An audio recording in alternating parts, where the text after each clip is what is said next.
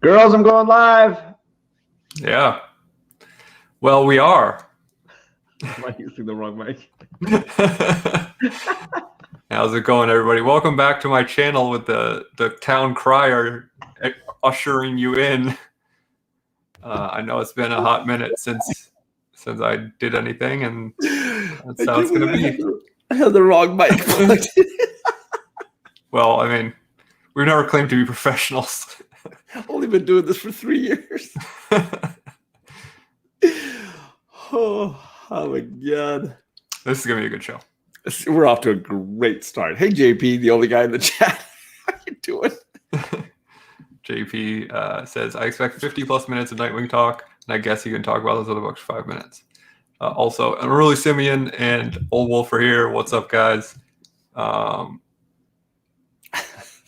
Yeah, I mean, we're talking about 3 issues of Nightwing, so obviously there's right there. More to talk about, but I've got some stuff to say about the other books too. Yes. And I reread everything today, so I felt like I wanted to refresh myself a little bit. Well, maybe you are a professional after all. Maybe I just like to read comics and you don't need to twist my arm. How you doing?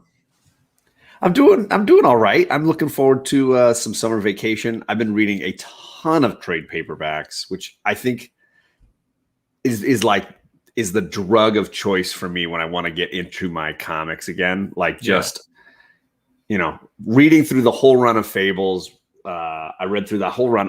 I'm fully caught up on Ascender and Descender now. I'm reading through Black Hammer. I'm like more than 2/3 of the way, I think, through Black Hammer and all the it's just been fun.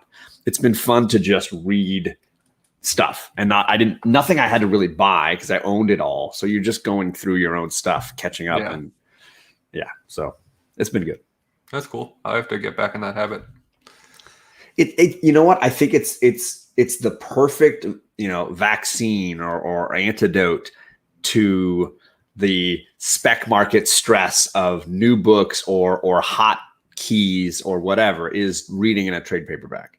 It's just like pure joy of the story. I've heard that vaccines include tracers in them. It's possible. Yeah. John, you're back to playing WoW. Perry, we'll talk. What's up, Andy? How you doing? Simon R. How you doing? Who else we got here? Perry. Sheesh. Are you doing that? Is that like? Are you? I don't even know what. Aren't you too old for that, Perry? I don't even know what that means. Or is Perry Gen Z? He's really young. He's like 18 or something. Oh, well, Promiscuous Time Traveler. Hey, that's still one of my all-time favorite names. Are those 2 separate thoughts, or is your time traveling promiscuous? Ooh. IDK, I'm 93. No, I think you're born in 93. Millennial then. You're too old to say sheesh. He's so young he doesn't even know what generation he is. I don't know. Oh, there you go. 2 separate thoughts. Well, hey, I mean, if you're a time traveler, it makes sense. You don't want to stay locked down in a relationship. Just screw your way across generations. I mean, hey, living his best lives. I mean, you could argue that's what Bill and Ted did. Could argue that's what Bill Cosby did. Oh, gee. Holy crap. Holy crap. No, you can expect some Murder Hobo next week on the Comic Core. That fits perfectly with our Wednesday show. Yeah, I actually thought about that. I thought about reading some of the Murder Hobo and talking about it tonight, but then I was like, well, why? Because all the other gents on the Comic Core show also got the generous AOK. So, I mean, yeah. What do you mean? Wow, I like. It clearly blew his mind so much he couldn't spell making. Yeah, I think like kind of deserves it. He deserves a ton of jokes being burned on him. I just think he also deserves a complete void in pop culture. Just like forget that it existed. Yeah. Well, I think that does it. I mean, I get it, but kind of just does a disservice to it. I was actually thinking about him the other day about how like it has ruined one of my cornerstones of my comedy joy as a kid. That stand-up special I did. Why are we spending too much time on this? I'm sorry. It's my fault. I will say I read the entire Murder Hobo, the 3 issues. I've already read them. That was another thing. I just plowed through it and just read it all. So I'm ready to talk Murder Hobo. I feel like we should get like a whole word bubbles just from Murder Hobo next week. Sounds good to me. It could be an all Murder Hobo episode. So yeah, I'm sure all of our Comic Corp compatriots are watching this because they are good friends to us. One of them said hi in the chat, but the other 2 are sleeping it off somewhere. Yeah. So, JP, it's like he's like, I watched 5 minutes. When are you going to talk about fucking Nightwing? Yeah. I mean, I haven't made a ejaculate joke yet, so that's fair. Yeah. So, all right, let's talk about Nightwing. Starting with issue 78 and going through the newest one, which is 80. That's out, correct? Yes, sir. So there's 3 issues. Do you want me to go first so that you can so I can soften the blow a little? Go ahead. I mean, I know you're not reading a lot of DC Marvel stuff because of so many issues going on. I wanted to say I'm a big Dick Grayson fan. You know me, I love Dick. I'm just a huge fan. Can someone clip that? Everybody can. And yeah, clip that Dick. This is the pro circumcision. I know, right? Where's the moil? I am the moil.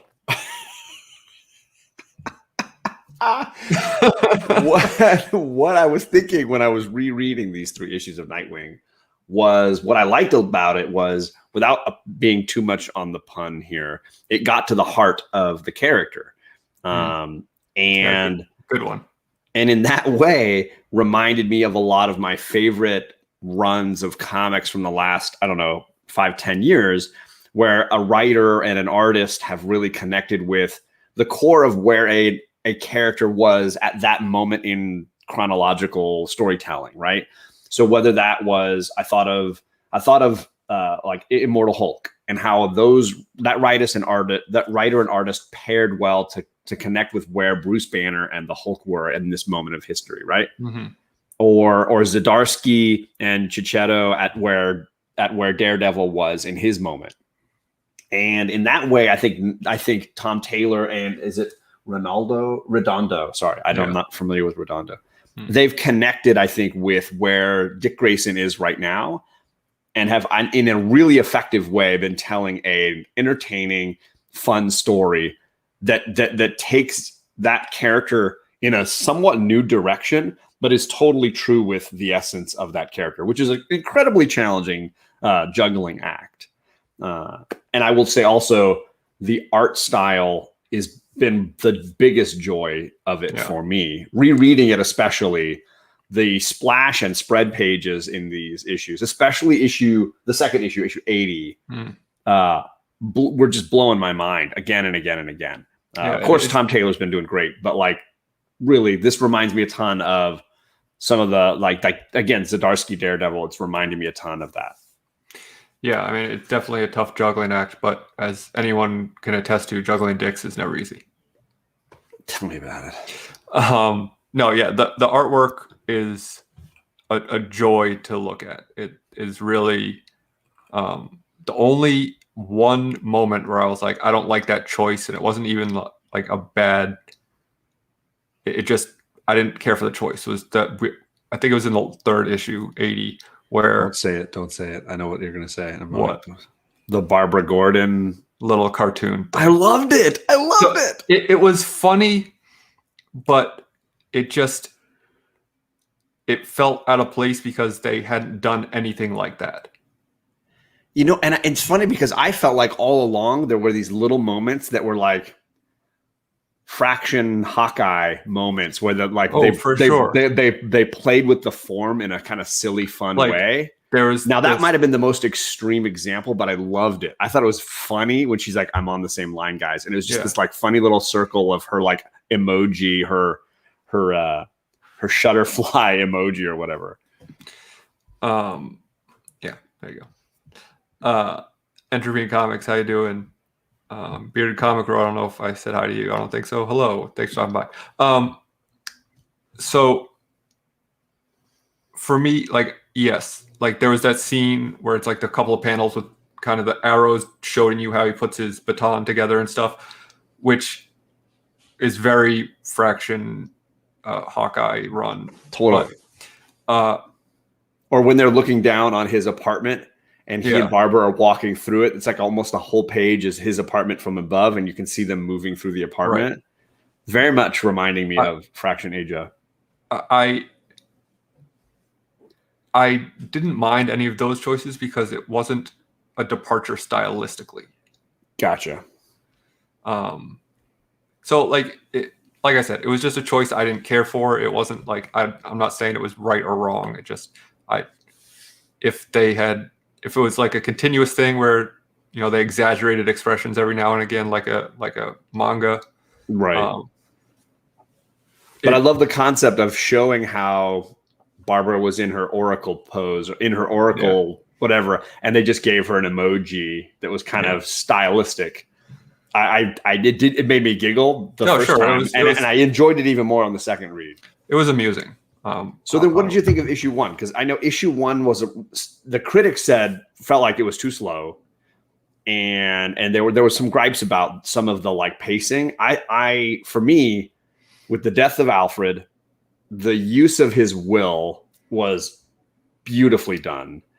I think there's a spread page. At the beginning, you get all this little like flashbacky stuff, and then you get this spread page where he's just running across the rooftops and jumping. Yeah.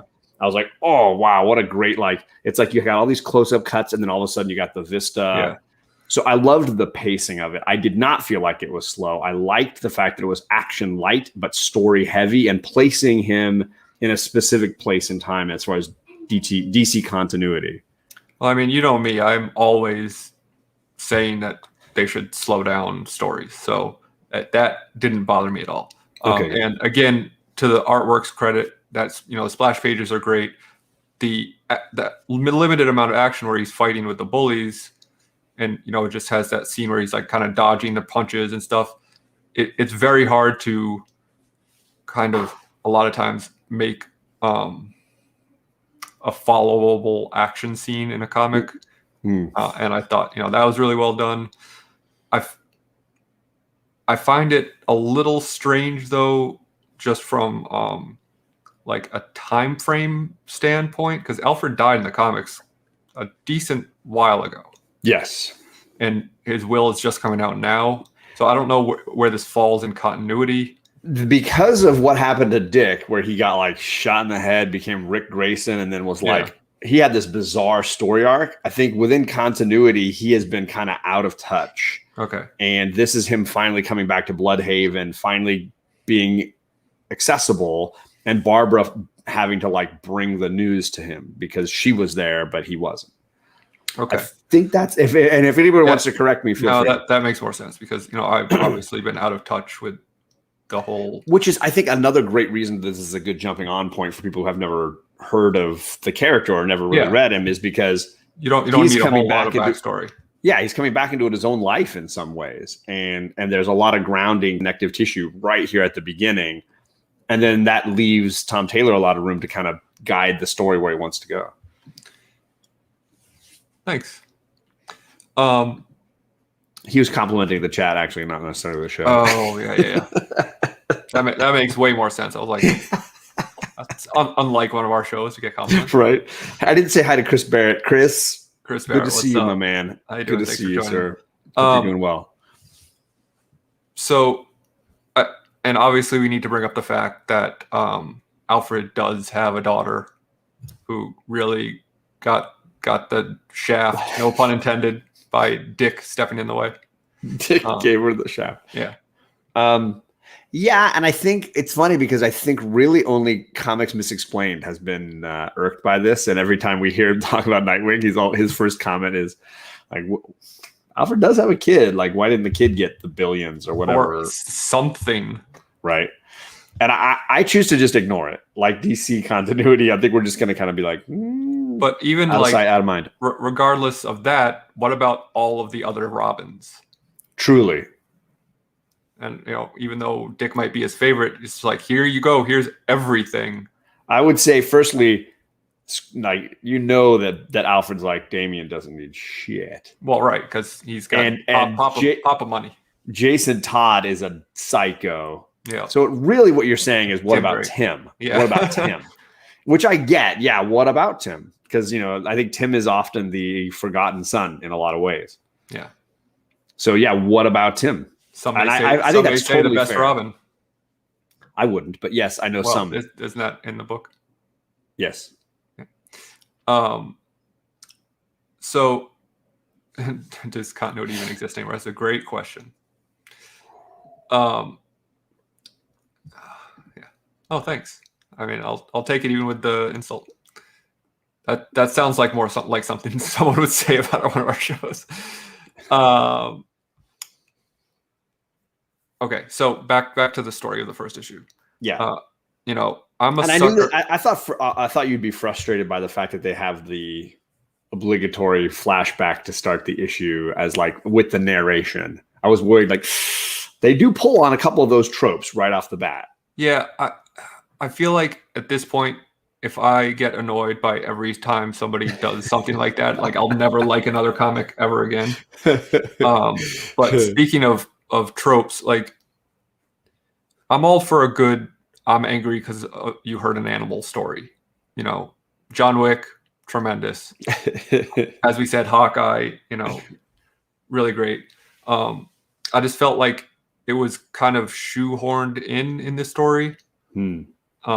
Where like, and the dog might come into play later, but this dog is not Pizza Dog. He is not yet. Right. But he seems to be just a way for you to connect with him for like showing that, oh yeah, he's a good guy because he saved this dog. Totally. It's a grounding element. And in that way, when I was thinking of Immortal Hulk or Daredevil, I totally thought of the Fraction Asia run, and there's clearly some a love that Tom Taylor is expressing through this run for that Fraction Asia Hawkeye run. And obviously, like, it bears comparison to that run. Stylistically, it feels similar in a lot of ways, and that is a compliment because that's one of my favorite modern superhero runs of the last 20 years or so. But I will say there is a distinct difference for me that kind of sours this a little bit. And let me say, like, I did enjoy these issues. I had fun reading them. I think they're well done, especially from me, who is a noted not much of a fan of Tom Taylor's work. So I think he's doing a very good job with this. But and I like the humor of the book. Let me say that. Like, it feels kind of lighthearted and no pun intended. But I think that's part of connecting to where Dick Grayson is and who Dick Grayson is, which is that he's always been the heart of the Batman universe. Again, that pun, we're gonna hit that pun all night apparently. Which is fine, and like, even though he's been in Bloodhaven, which is supposed to be like the worst city, and he's seen all these terrible things, he still manages to have this upbeat attitude. The problem I have is that it's a story about a guy who is using a device to literally rip people's hearts out from their chests. Yeah. And it's still like this kind of goofy story surrounding that. The Hawkeye run we keep referencing, there wasn't ever anything like that dire. I mean, they had the kids who were, they were trying to protect, but like, no one was getting their hearts ripped out. Yeah, I mean, there's some definitely Old Wolf with the super sticker. violence. Thanks very much. Super chats on book club always go to charity, so thank you for that donation, Old Wolf. So yeah, I just felt like there was a little bit of a disconnect between the tone of the story and the tone of the characters. Yeah, I mean, I think we should definitely spend a little time talking about Heartless as a villain because he's clearly going to be this first story arc's antagonist. Spec on Heartless. Yeah, personally, I think I'm more interested in what this says about this Zucco mayor. Like I'm more interested in that as like the long play. The idea that the guy who killed Dick's parents has a daughter and that she's now politically connected in Bloodhaven. And that's at the end of 78. That's what you thought the story was going to be. And then they kind of shifted it to this other guy. I'll hold my my feelings about this until the at least the story arc ends. But I really feel like they could have not had the Heartless character and it still would have been interesting.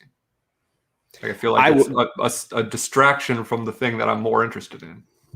Absolutely. And I will say, I think Heartless is the weakest part of this run so far. I think the character is, you mentioned that the it's a pretty graphic, dark villain for this. I think the character is ridiculous. That he's got some strange gun that will zap your heart out. Like this feels like an Inspector Gadget, like an R-rated Inspector Gadget character. It's just ridiculous. It's like a telescoping claw, right? I guess. I don't know. The gun looks like this big, so I don't know how it's got this piece that will accurately. Yeah, it's weird. He's a new character, Old Wolf. Yeah, or he or she. Like we don't know the gender or kind of only seen him in shadows. A new villain who apparently is just kind of wandering around killing homeless people by taking their hearts. Like I don't even know like who they're targeting, why they're targeting them. And it's very amorphous at this point, but now they're going to show down apparently in the next issue 81. Yeah. And I also think like there's for me a bit of aggravating Deus Ex Machina where like Dick just happens to befriend the homeless community right before he finds out that this guy is killing all the homeless people. Right. It's just so convenient with the timing. And to your point, I think it could just as easily have been filled with a classic DC villain character. If these are pawns, like JP is saying, of the bigger villains, Blockbuster and Zuko's daughter, then why not pull in those characters like Zdarsky did by pulling in Typhoid Mary or Bullseye or whatever? It's an opportunity to pull in some other low-key DC villains. But I know we got to always invent new villains to spec. When we first saw the gun, I thought it was Mr. Freeze, maybe. Could have been fun, yeah. But, all of that being said, I think part of it also for me is that I'm just frustrated that we're not seeing Brewster's Millions, but with Dick Grayson. Because that would have been a story I want to read. Oh, it's Tim versus Dick Grayson. Who can spend their money fastest? Yeah. And they get Alfred's Millions. Yeah. I love this idea. Yeah, I mean, it was my only complaint, and it's a minor complaint. It's possible that the reveal of who Heartless is and what their motivations is could clear up a ton of this and make it much more interesting. But that was my central gripe. That the hero, and it's rare in DC Marvel these days that the hero story and the hero arc is where all the juice is, and that the villain is kind of this side thing thrown in that you don't care as much. Usually it's the other way around, that the hero is the afterthought and then the hot new villain is the thing. So I'm kind of happy that there's a little reversal there, but I'm not enjoying the Heartless story and could just as happily throw anybody. In fact, when they threw those two henchmen in issue 80, I think it was 80. Yeah. Those guys, I was like, this is hilarious. Let's fight more of these kind of schmoes. Like, that's what I wanted instead of a Heartless, was those kind of guys. So, I mean, we can there it is, JP. Sorry, JP said the same thing. Sorry, JP. Yeah. We can keep, I'm not saying this to end this discussion, but for me, like I enjoyed it, right? but I think the fact that people are hyping it up so much speaks to the quality of the books coming out nowadays. Because if this is the best we're getting and the people are freaking out about how good it is, like we're in trouble, because it's fine. It was an entertaining story, and and unfortunately I get why people are excited about it, because it is better than a lot of stuff coming out right now. But that's not a good thing, because this isn't like an all-time, this isn't a Hawkeye. This is just like, oh, this is a decent comic. JP says the fact that Alec doesn't hate it makes it a win. But I think JP made the same point when he was talking about it, which is that he's predisposed to love it and cares about the character and is just happy to see an iteration of this character that is meaningful. Oh, for sure. And in that way, that's the win for him. And I'm with him on that completely. But I will also say, it not only is this on the top of what DC's doing right now for me, like it's right there with the Swamp Thing that Ron V's been doing, or the Far Sector that Jemison's been doing. Those are really great books, but I also think those are going to last a little long. Like I think that Far Sector book's going to last a little longer as far as a quality story beyond just the hype of a character or whatever. It definitely feels good to get a character being told the way they're supposed to be told. And totally. So all credit to Tom Taylor for actually injecting some love into this character and doing him justice with the story he's telling. So if that is where the hype's coming from, I understand it. If the hype is saying, wow, what an awesome book this is, period, end of sentence, that's when I'm like, okay, maybe we need to reevaluate how things are going. Yeah, so I mean, for overall score for me on Nightwing, these 3 issues, I would probably give it an 8.5 out of 10. Yeah, I'd be at like an 8.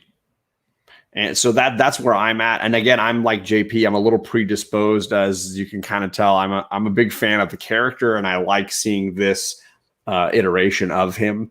So for me, I'm definitely biased, and I'm also super happy that Batman is a complete like void in this comic.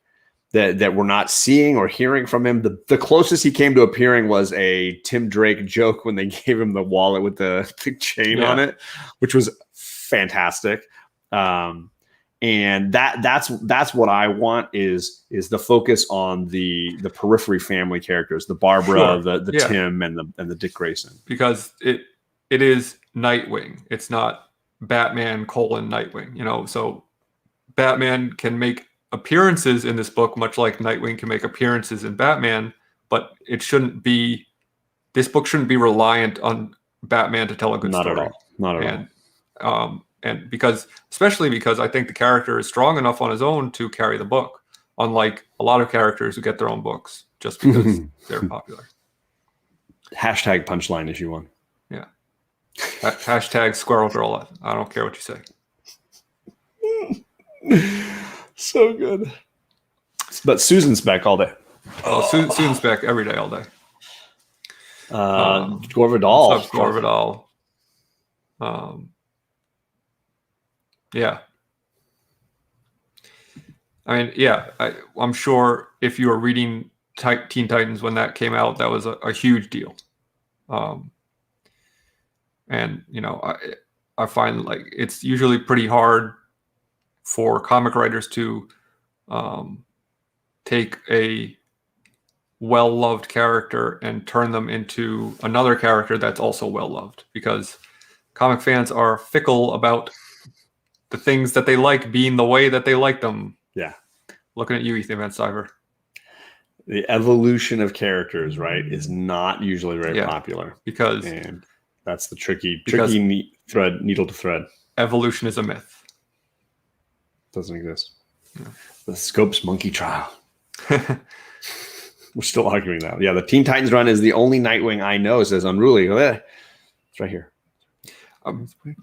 In the late 90s, early 2000s, I was just a wee babe in college, but I remember enjoying that Nightwing of that era, but I had terrible taste back then, so I can't speak to it because I haven't read it since then. But I've been slowly getting all the collected trade paperback volumes of that New Teen Titans run and working my way through it. Yeah, it's been fun. So you feeling good? You feeling good? Like we're ready to say goodbye to Heartless? Yeah, I mean, I do want to say, I know I brought this up on Comic Core last week, but this second print cover is so cool. It's funny. Really great. And I also love that the head of the Nightwing logo fits perfectly into the font they used. The W, yeah. Yeah, it's really, really well done. But yeah, I think one more time, it bears repeating that the art is top notch in this, and I love. I don't know if I'm just missing this guy's other work or if this is one of the first major things he's done, but I feel like I need to. Yeah, that's a great question. If anybody knows what else Redondo has done, I would love to hear it, because there's no way this guy's just coming out of nowhere. And my favorite stuff is at the beginning of 79, when you get like Dick Grayson Through the Ages, right? I love this opening splash page and then the spread page sort of here where you're seeing. Yeah, that was really good. This kind of stuff is just mind-blowingly cool. I think you can see there's a lot of thought going into the construction of the panels. And there, I'm trying to find some really good ones here. I'm a sucker for a good 9-panel grid, but yeah, that page was great. Look at that. I love the way that comes through. The reason I tend to be so kind of like hesitant about people doing stuff like this is because it's so hard to do well, and most people blow it. Right. But it's handled, I think, very well most of the time in this. Bearded says he did Suicide Squad. Oh, really? So is that the current run of Suicide Squad? Because I know people have been telling me that that's an amazing read as well. Let's see. It's Bruno Redondo. Mostly DC stuff. Some of Taylor's Suicide Squad. Okay, so Taylor's Suicide Squad and some Justice League. Gotcha. So not necessarily the current stuff. Chris Barrett said, "How's that bone?" It's still hard. It's right there. That's right. With Tom Taylor in the last one. Okay, gotcha. I've never been a Suicide Squad reader. I've never. Yeah, it's kind of like Guardians of the Galaxy. No interest, to me. I struggle to like jump into that and really find a lot of joy. I've always had a hard time with that.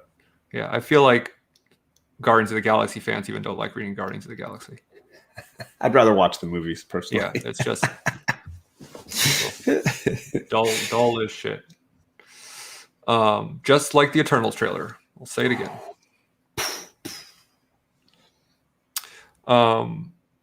So yeah, sorry we didn't get to 50 minutes of chat with that, JP, but we're gonna move on to some other stuff. We vamped it for you though a little bit.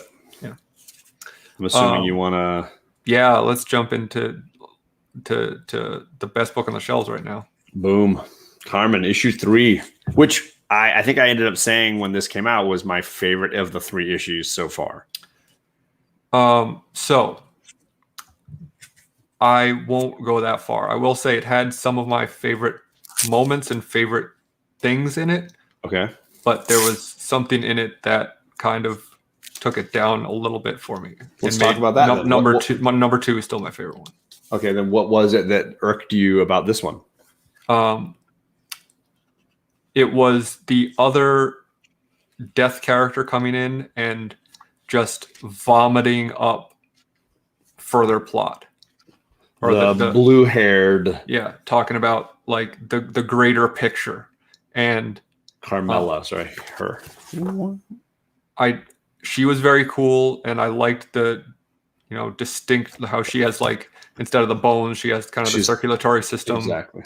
I liked her very different nature to Carmen, but I felt like it wasn't really expositional, but I felt like if they hinted at stuff a little bit more instead of saying like, oh, the top brass aren't going to be happy with you for doing this, and you can't do things this way, and I don't know. I just felt like it took me out of this beautiful vacuum of this character who had killed herself and is now trying to figure out what that means.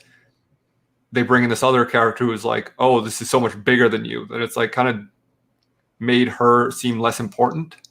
Made Carmen seem less important, or made the main character girl? Yeah, the main character. I can't remember her name. I'm sorry. Made her struggle less important.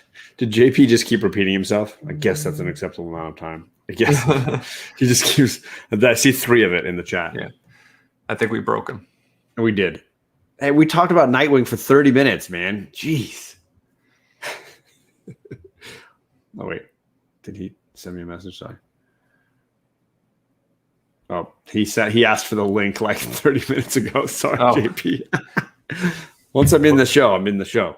Yeah. Sorry. Whoops. We're not talking about Nightwing anymore, so you're just gonna have to watch. I mean, you're still welcome to hop in, but we're talking about Carmen, or at least the second you mention Dick Grayson, I'm booting you out of here. I don't know. I mean, I get your complaint that character is exposition heavy. She gives a ton of just like speech stuff. I do think at this point in the story we needed a change of direction, and I think it occurred for me. It occurred with the other gentleman, the one who dies with the car crash. And I loved the use of him in this issue. Absolutely. That was my favorite. And that's what sold me on really loving this issue, is watching the 2 dead characters kind of interact with each other, that little journey. I totally agree. And that is what I kind of teased as being something that I really loved about this issue, was him and their interactions. And for me, I think that would have been enough of a change of pace in the story and moving the story forward to say like, oh, something about her is not typical, right? Because you see the kind of juxtaposition of her with this guy and how he's handling or how he's perceiving it, right? And I feel like I think we established this is a mini series, right? Yeah, because there's only 2 more. 5. It's 5 issue. So they just introduced something so much bigger and heavier than what they've been talking about that I'm like, well, now I feel like it's not going to wrap up like as effectively or efficiently or satisfyingly as I wanted to, because there's this huge, big world that we're not even going to be able to really get our teeth into. Right. So I don't know, that just kind of irked me, and I felt like it was.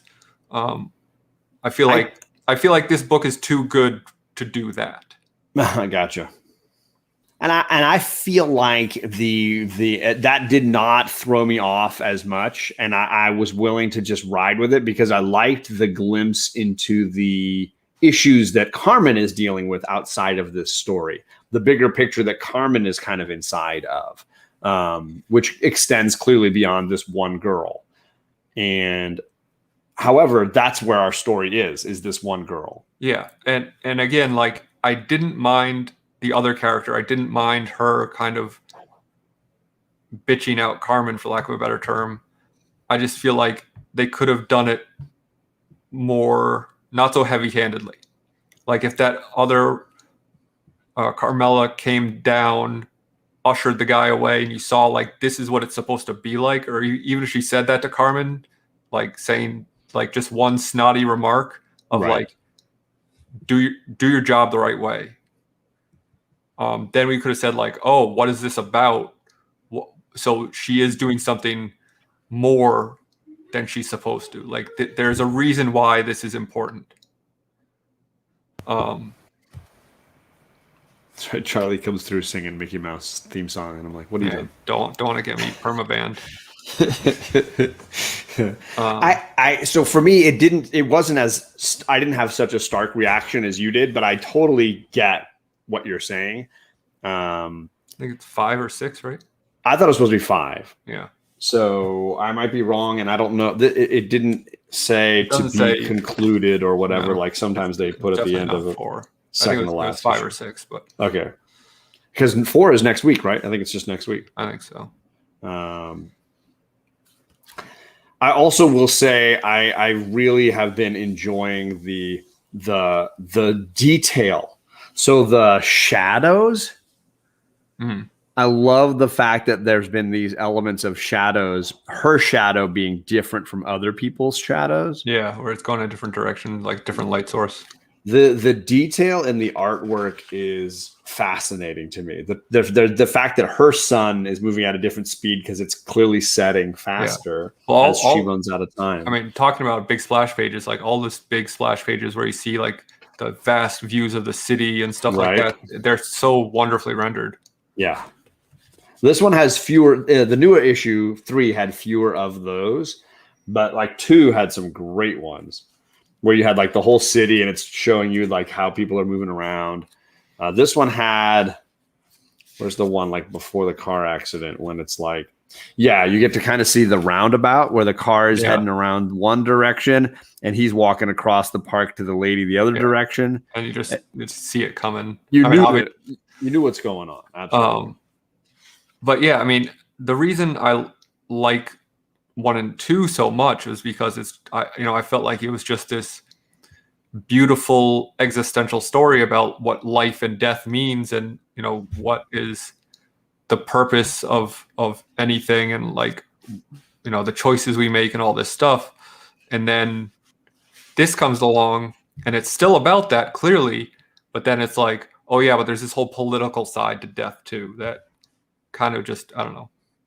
Well, and it certainly removes the close-up story to a more wide angle lens, and in that way can detract from the simplicity of what they were doing. And to your point, like it's nice to have a story where you are left with a lot of questions about all the things going around the outside, but the center story is told to perfection. Right. And this felt like, no, we're going to answer some of this. We're going to speak to some of this. Yeah. I guess for me, I just didn't need that. Like I didn't need that extra layer myself, because I was so enthralled with the, I guess, pinhole look of just this single interaction between these two characters. It was carrying everything for me. So I didn't need I didn't need to know that there was a bigger world out there. I love how we were with JP the first half of the show. Now we're all Gore Vidal and Promiscuous Time Traveler. They are all into the Carmen. Yeah, I love it. And you notice JP's been wonderful. JP's gone to bed. He's gone to bed. Yeah, he's not here. I don't even think he's watching anymore. Yeah, he's like, okay, good. I got what I wanted. Nighttime. Well, lucky for you, we're going to talk about that next. So, which not quite yet, but and obviously there's a lot of crossover thematically between those two. Sure. But very different stories. Totally different stories, and even different tone. I think tonally, I think they're very different. I'm an indie guy. Then you found the right channels, my man. Yeah. Old was like, yeah, he is going to bed. I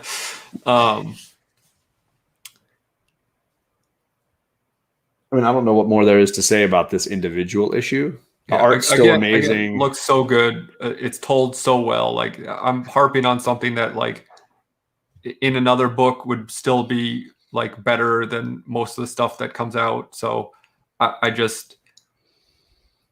That's a great point from Gore. Yeah.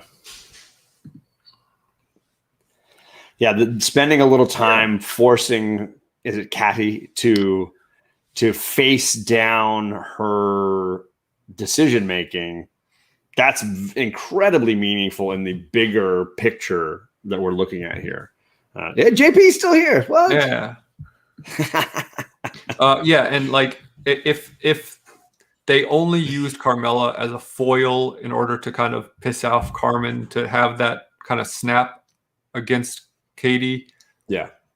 Again, like I feel like there were better ways to go about that, but we'll see what happens in the next few issues. Yeah, I don't think Department of Truth really grabbed either of us the same way that this book did. I know you kind of like were especially more frustrated about it than I was because of the subject matter. Yeah, I mean, We I did a struggle book club with on it.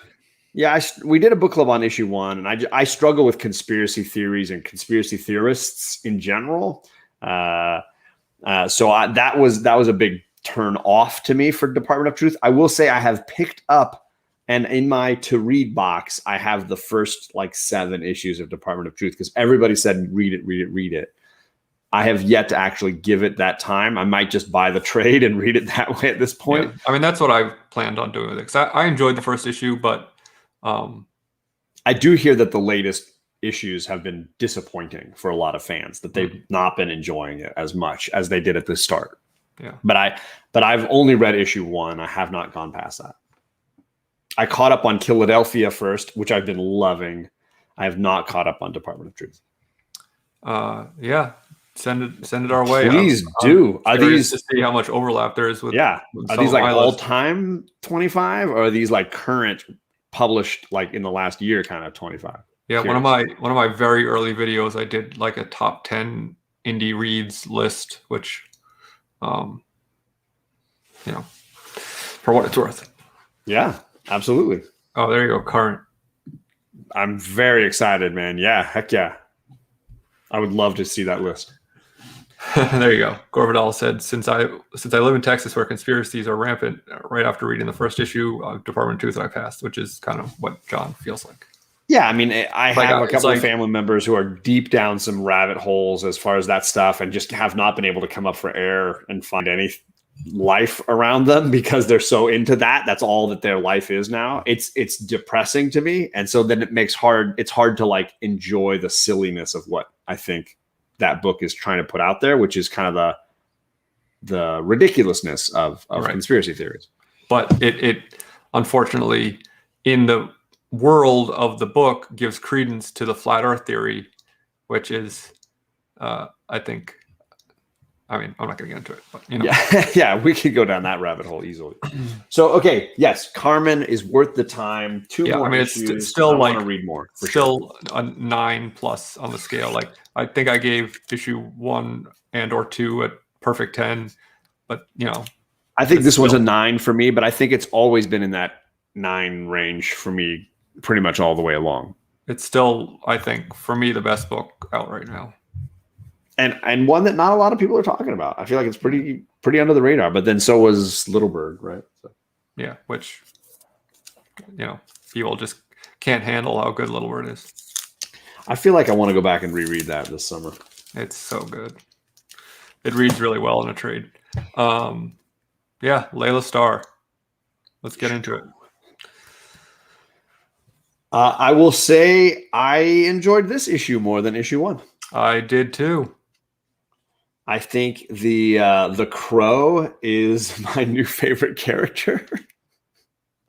the transport you to the afterlife Crow is super entertaining, and the conversations with Layla all through this issue with the Crow are amazing. Even the first page, the slow reveal of what was happening, so satisfying. So she sees this crow, she starts talking, and it caws at her. And then the caws slowly turn into like it's saying what? Yeah. And then she's like, "You're a talking crow," and he's like, "You're a talking human." And he doesn't mean that like what he's saying is like, I can understand what you're saying, not that he thinks humans can't speak. It's like because they're both messengers of death. And so they are able to communicate, but he is unfamiliar with being able to communicate with someone who looks like a human. Right. I just thought that was so well done. Well, and the back and forth continues because I love later on when they're chatting and the crow is like getting all deep and spiritual about life and death. And then finally the crow's like, "Oh, I should get going. They're about to put out the rice." And like takes off to go like do its gig. Do his job, yeah. It's like it was such a casual conversation for the crow. And then even like you think they've become friends, and so jump into the end, spoiler alert, she starts drowning in the water. Yeah. And the crow comes and plucks her out, and she's like, "Oh, you saved me." He's like, "No, I'm a death crow. Like you just died. Well, what don't you understand about everything I've told you already?" I'm doing the gig. This is my job. Yeah, I mean, it's a wonderfully paced issue. Like nothing is rushed. You have almost 3 storylines playing out here because you have Darius's memory of this unusual man that like worked for his family when he was little, and then you have Layla and the Crow talking, and then you have Darius and the showing up to the funeral at the end, right? Where Layla is. Yeah, where Layla is, and they meet, but neither one knows who the other is at the moment. Yeah. It's wonderfully measured and paced so that these things can happen both simultaneously and also like apart from one another. Yeah.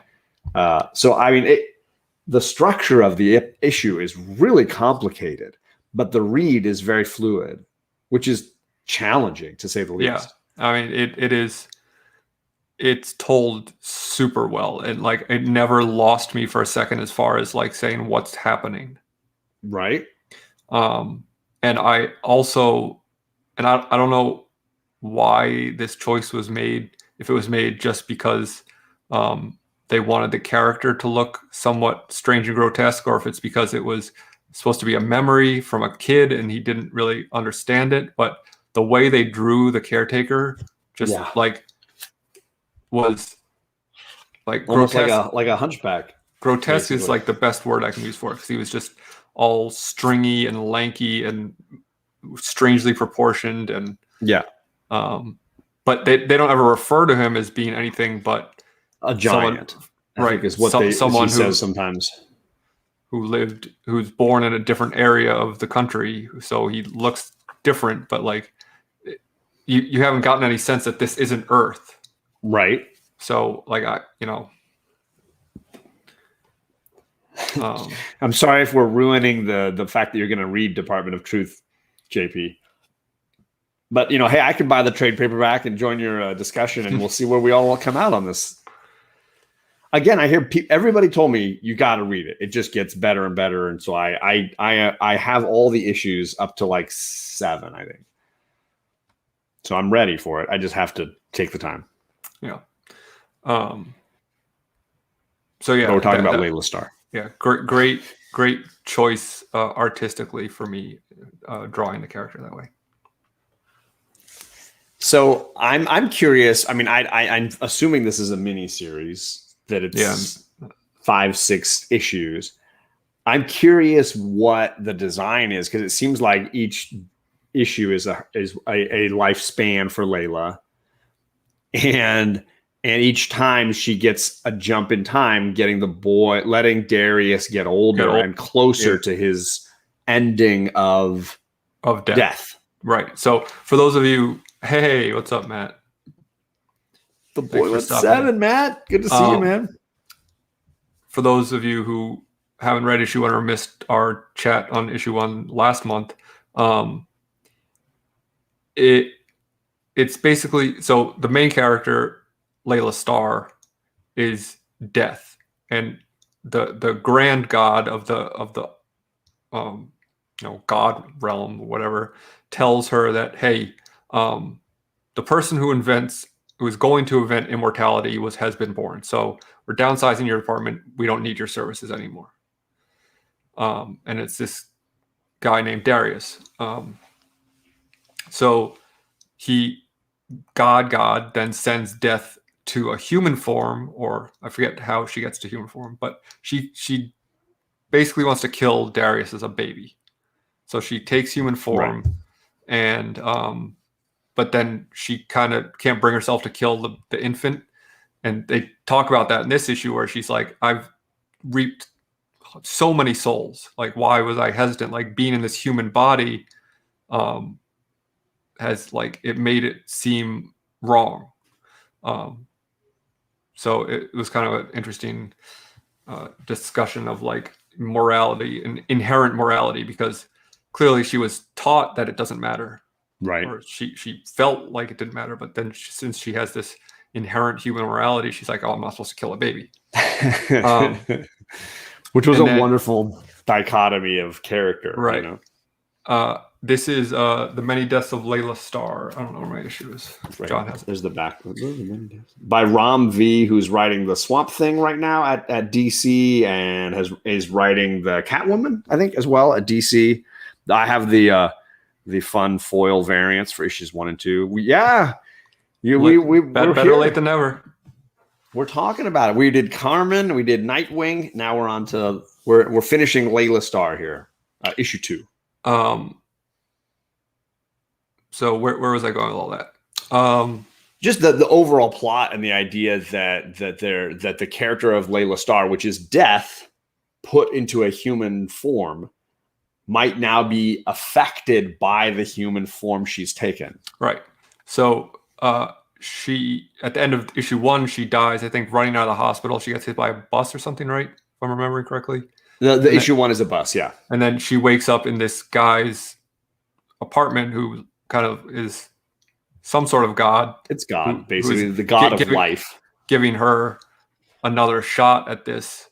And then she ends up running into this Darius character again here because he had run away from home to go to the funeral of this caretaker, which, they hint at being a very important part of his journey to why he discovers immortality or wants to discover immortality, I guess.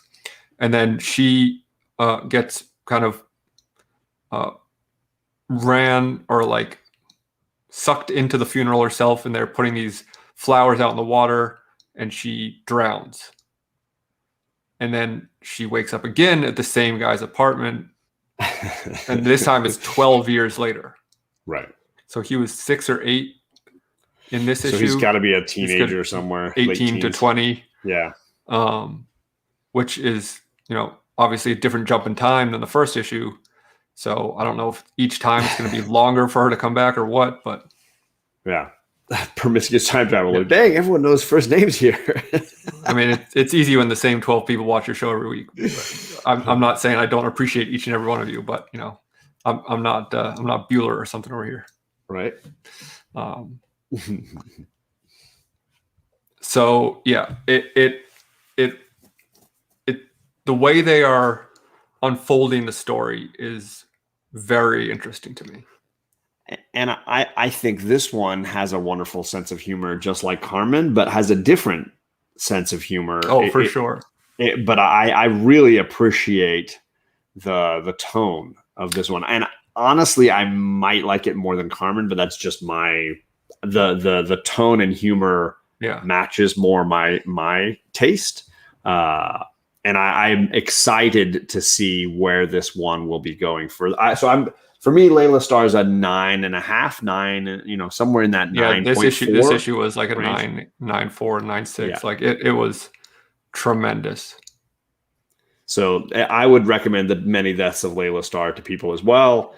Great Boom Studios book that has a sense of humor, a great look at Indian culture, meaning culture from India. Yes. And I think is unlike anything else that I see on the shelves, despite the fact that it has a ton in common with Carmen, and we mentioned that, I still think is so completely different. Oh yeah, I mean I feel like we talked a lot about how Nocterra and Geiger kind of filled the same space as far as the plot and the theme go, and not to say that there's only room for one of those. I said I like Nocterra better.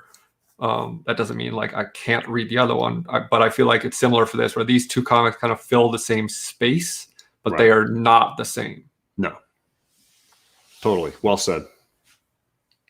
But yeah, everyone should go pick up both and read both, because not only are they really good, but you never know what's not going to be the next Something's Killing the Children. One of these could be worth $1,000 tomorrow somehow.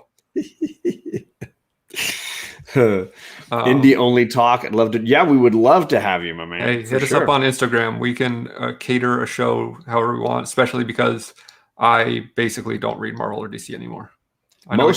We sort of look at the month, and we'll probably talk about the 3rd issue of Layla Starr. We'll talk about the 4th issue of Carmen, and then any other notable issue number ones. I'm trying to get Alec to read up on Ramvi's Swamp Thing, to get caught up on that at some point. Could be fun. I mean, I'm not opposed to it, but yeah, I know we spent over 30 minutes talking about Nightwing tonight, but it's irregular for us. Yeah, just like my bowel. No, it's so that sounds like we're finishing up here. It might be time to wipe. Well, I you know, it's this Wednesday time slot. We're only doing this once a month. I'm still in that like Wednesday show comic core mindset where like these jokes come in my head and they just spill out of my mouth. But yeah, I mean, I'm joking about how they could be worth $1 million. I mean, they could be, but you should read them because they're good. There you go. Yeah, this is definitely a read, review, and spoil kind of show. Not a, hey, spec on Susan and then buy that book. I am not Gore, but Barry Windsor Smith is one of my favorite artists. So I want to say you mentioned it, the other day, Gore, and I put it on my to-watch list.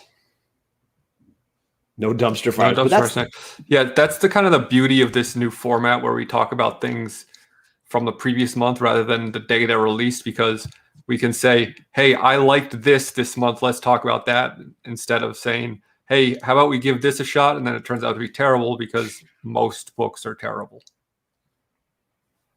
Yeah, exactly.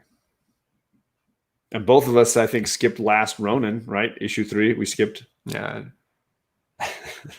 I was not ready to pay another $10 after the first couple issues. I don't know what I've read lately that I could really shit on. I read everything from this week. Let me see if there's anything that I would really dislike. No, I didn't hate anything this week. Also, I think you're getting screwed, Chris Barrett, because if you're paying someone money to watch the show, you're doing it wrong. I mean, the only person who spent money on this show was Old Wolf. Let's just. Hey, I like a lot of books. I just dislike more. Are you reading? Are you catching up and reading Shadow Doctor? Because that would be a fun one to talk about maybe next month. Because it's got one issue left. Although I guess this one just came out last week, so yeah, they should publish right at the end of the month. No, I've not, unfortunately. I've been loving Shadow Doctor. That's a great one. I tried the new Out of Body this week. Aftershock #1. I thought it was kind of an interesting premise, and the art style was kind of fun. I don't know if I loved it. I liked it a certain amount. I'd be curious to at least read one more issue. The other thing I did read was where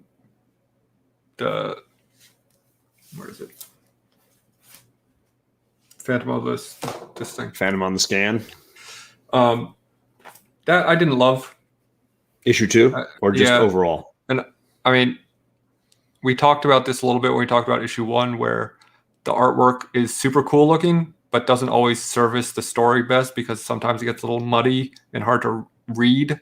And I felt like there was a few times in this issue where I didn't understand what was supposed to be happening. So I feel like maybe it was a more interesting story than I'm getting from it, because it's just, I'm not connecting with the visual storytelling aspect. I've been enjoying Phantom on the Scan, so like I liked issue 2 a ton, and I thought that was a really good one. But I get what you're saying. The art style is, and I would say the same is true of like Hollow Heart this week. The art style is really raw and kind of cheap looking in some ways. But I think for me, it fits well enough, and I'm into the story well enough that I'm all in. Yeah, I mean, it doesn't like do a disservice stylistically to the story, and I kind of like each page or each panel. Like I like the way this art looks, so I'm not saying I think it's ugly. It's just it because it's so. Well, I'm willing to say that both books have an ugly look, but it's like a fittingly ugly look. Right. Yeah. Yes. It's not pretty.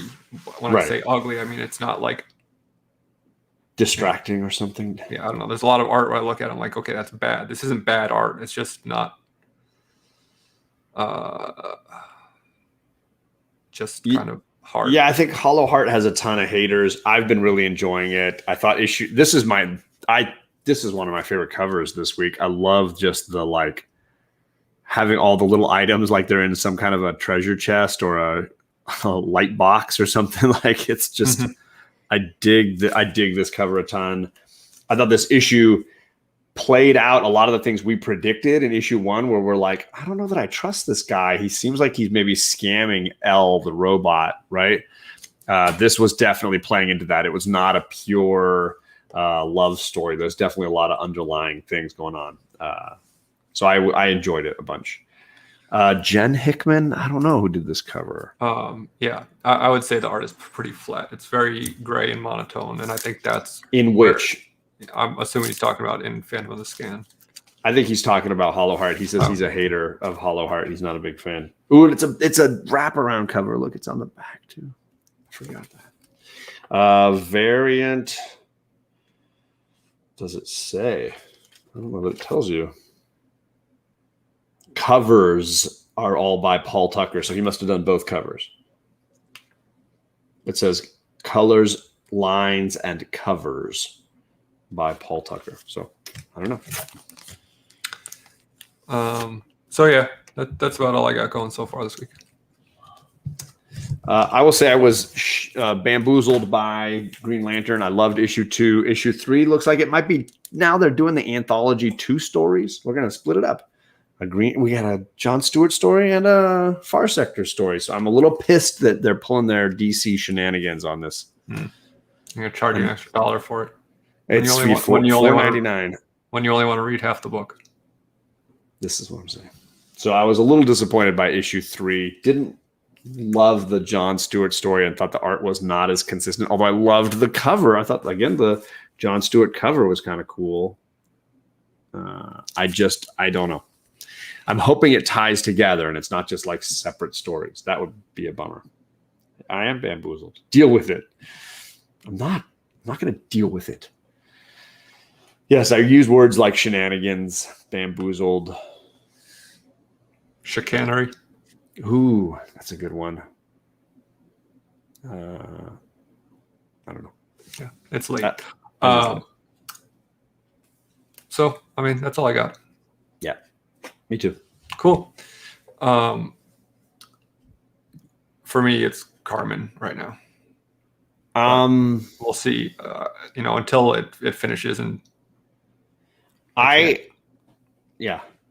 was hard on my list for last year's picks because there were a couple of books that started right at the end of the year, and I didn't put them on my list because I was like, I want them to wrap up. So books like We Live and Origins, which I absolutely loved, I would consider part of this year. So We Live and Origins. I don't think enough people talk about Origins. I think it's a great book. It belongs up there with We Live. So those are 2 that are super high on my list for this year. Cockamamie. There's a good one. It's Cockamamie. Yeah. Yeah. Hey, someone agrees with me. It's going to be hard to not lose gore with that opinion. Not gonna do any better than that tonight. Oh well, don't watch our review of 7 Secrets. Yeah, I'm not a fan. I didn't like issue 1, but I hear it got a ton better. It couldn't have gotten worse. Yeah, I really dislike issue 1 of 7 Secrets. Yeah. I think it's just a mess. But that's but hey, plenty of things start off badly and turn out okay, and some stuff starts out okay and turns out badly. So these are so true. Thanks for joining and hanging out with us. For those of you who don't watch John's channel and only watch mine, you probably have good taste, but I won't see you again probably for 2 months until we're back here, because next month will be on John's channel. It's true. And you're not doing D&D anymore, so it's a little quieter over here. Yeah. Well, we are doing D&D just on Big Will's channel.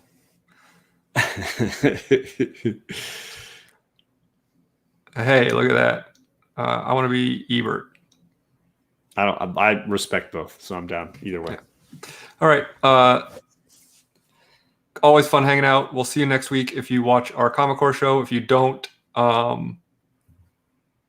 I totally respect that decision. Yeah, that is a good choice for your mental and physical health. Yes. But if you want to watch a bunch of grown men make dick jokes for an hour, tune in to that. Otherwise, in the meantime, do you have anything you want to plug? Yeah, I mean, we'll be back obviously on my channel on July 7th, I think is the Wednesday for when we're back over here. Tomorrow I'm dropping my edited weekly video, and I'm doing Batman villains. So if you want more Nightwing kind of interrelated stuff, that's definitely the show to watch. And then I'm apparently going to be on a Tony Sanders production on Friday night. Ooh. So get ready for some shenanigans there. I am just like here, John's Comics with Kids. Yeah, that's the one. And I am just White Whale Comics. So easy enough. Try to keep it brand appropriate or brand cohesion. Because, we are professionals, as we stated at the beginning of the show. Thanks for coming by, Matt. We appreciate it, man. Yeah, thanks to everyone who stopped by and hung out with us while we chatted comics. It's always fun.